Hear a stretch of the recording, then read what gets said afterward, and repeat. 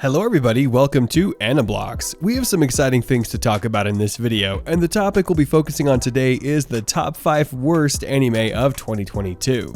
But of course, before we dive into this video, I've got a question for you. Have you subscribed to this channel yet? If you aren't, you're missing out on quite a lot here. So make sure to subscribe so that you will always get the latest information about anime from us. Anyways, like I said in the beginning, let's dive right into this video. Platinum End. Let's not mince words about this. Before the season even started, we knew Platinum End would be the worst show we'd ever seen. The first season of the series was a messy jumble that flailed around like a confused child writhing in a pool of fake blood with its poorly structured death game.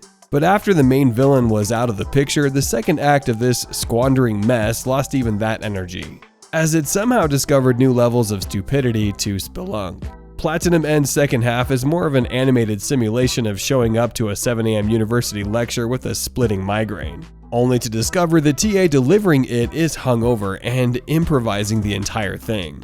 It's extensive and vapid at the same time, pointing vaguely to fascinating or controversial issues, without actually stating anything substantive about any of them. Religion, existentialism, geopolitical strife, inequality, and a dozen other complex and dramatic subjects that a good show, or even an ambitious bad show, could turn into something complex and dramatic. All of them taken out, set on the kitchen counter, and then forgotten after the creator got distracted with a phone call, only to return days later to find they've rotted or gone stale in the interim. Then there's the finale, which is so well known that it's likely the only reason anyone stuck with it through this epic failure of a story. And it is a pointless finale that serves only to make the already depressing story preceding it much more so. In the land of Leaddale. When fans initially started watching The Land of Leaddale, they quickly realized that the show didn't fulfill their expectations. The trouble is that they're not sure whether the program even realizes it. It can't determine if it wants to be a thrilling mystery or an over-the-top power fantasy, a strange reactionary comedy, or a moving story about self-discovery and family. All of those are intriguing concepts that the program might have easily incorporated. And based on some of the replies on their recent reviews, the original source material really develops on those concepts rather nicely. However, plot aspects in anime are introduced without any build-up, and the majority of them rely on information that is merely inferred at best. All of this is led by a protagonist who appears to be as aimless as the show's narrative about her new existence. She jumps from generic fantasy trope to generic fantasy trope only to quit everything for the purpose of sitting down and living a quiet, happy life with an adopted daughter about whom we know nothing.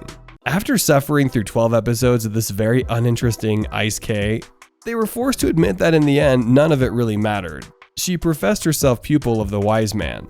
Unfortunately, the show never quite reaches its full potential. Little is actually explored regarding Mira's new circumstances beyond cheap comedy, such as a young girl talking like an old man or an old man learning how to pee like a girl. The plot revolves around Mira simply defeating whatever enemy she encounters, while everyone around her is awestruck by her coolness. In the end, it's just another in a long line of surface-level power fantasies, and it might have been so much more, given its premise. Futsal Boys.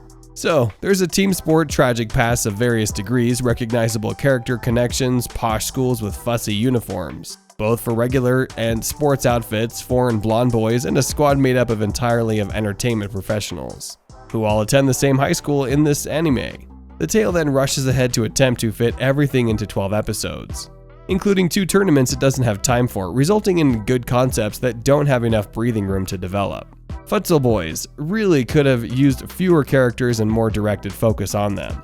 But as it stands, it's kind of a mess, the anime equivalent of garbage. Tokyo 24th Ward. Another all too common disease is Tokyo's 24th Ward. It's a ridiculous story that believes it's clever. As a result, we've had to put up with weeks of writing in order to define political horseshoe theory about anarchy versus a surveillance state.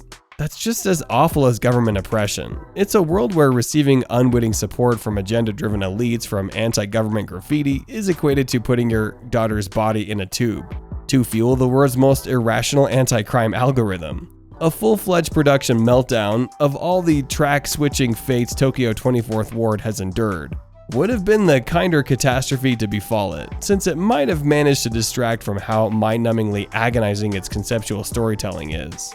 Since you guys have reached here, I just want to remind you to subscribe so you will not miss any of our upcoming anime videos. Also, like the video as it helps us beat the YouTube algorithm and lets this topic be delivered to more people. And lastly, share this video so we can inform others. With that, thank you so much for watching, goodbye, and I'll see you in the next video.